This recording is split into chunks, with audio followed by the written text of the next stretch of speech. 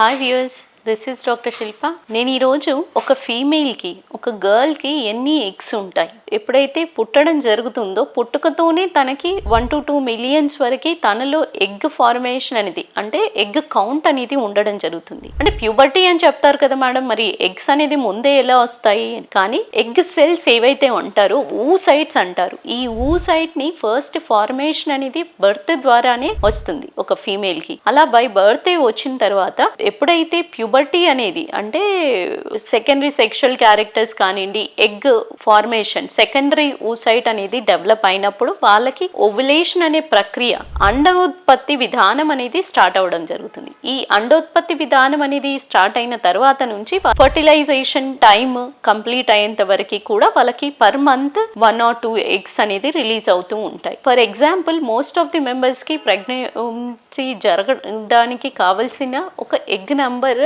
Ovulation టైంలో ఎంత ఉండాలి, దీనికి సంబంధించి ఒక చిన్న ఇన్ఫర్మేషన్ ఏంటి అంటే, ఒక ఫీమేల్స్ లో ఓవ్యులేషన్ టైంలో, అంటే ఎప్పుడైతే ప్యూబర్టీ అనేది రీచ్ అవుతారో సెకండరీ సెక్షువల్ క్యారెక్టర్స్ వచ్చి ఓవరీస్ అనేది ఫంక్షనింగ్ గా మొదలయ్యి ప్రాపర్ ఫంక్షనింగ్ గా, అంటే అండోత్పత్తి విధానం అనేది మొదలైన తర్వాత నుంచి ఆ టైంలో ఆ ఫీమేల్ ఒక 3 to 4 lakhs వరకు, అరౌండ్ 3 lakhs వరకు వాళ్ళకు ఎగ్స్ అంటూ ఊసైట్స్ అంటూ ఉండడం జరుగుతుంది.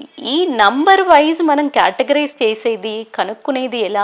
AMH లెవెల్ ద్వారా డిటెక్ట్ చేయగలుగుతాం. ఇక ఇంత ల్యాక్స్ లో మెజర్మెంట్ ఎలా వస్తుంది? త్రూ ల్యాబ్ వచ్చేసి యాంటీ ములేరియన్ హార్మోన్ కింద ఏదైతే ఎగ్ ని స్టిమ్యులేట్ చేసే హార్మోన్ ఉంటుందో ఆ AMH నంబర్ తో చెప్పడం జరుగుతుంది. ఈ AMH నంబర్ ఎంత ఉండాలి, ఎంత ఉంటే గుడ్ ఫర్టైల్ లైఫ్ ఉంది అని చెప్తారు అని అంటే, AMH లెవెల్ అనేది 2 to 5 ఉన్నప్పుడు గుడ్ ఫర్టిలిటీ అనేది వాళ్ళకి రేట్ ఉంది, వాళ్ళకి కన్సీవ్మెంట్ కి మంచిగా ఛాన్సెస్ ఆఫ్ గుడ్ కన్సెప్షన్ అనేది, గుడ్ క్వాలిటీ ఆఫ్ ఎగ్ అనేది ఉంది అని చెప్పడం జరుగుతుంది. ఆల్వేస్ AMH ఒకటే కేటగరైజేషన్ కాదండి, వాళ్ళు ఉండే స్ట్రెస్ కానివ్వండి, వాళ్ళ లైఫ్ స్టైల్ కానివ్వండి, మల్టిపుల్ ఫ్యాక్టర్స్ కూడా ఇన్ఫ్లుయెన్స్ ఉండడం వల్లే అండోత్పత్తి విధానం అనేది వేరీ అవ్వడం జరుగుతుంది. సో ఫర్టిలిటీ రేట్ అందుకనే ఇంపాక్ట్ అనేది వస్తుంది, మల్టిపుల్ ఫ్యాక్టర్స్ అనేది వచ్చినప్పుడు.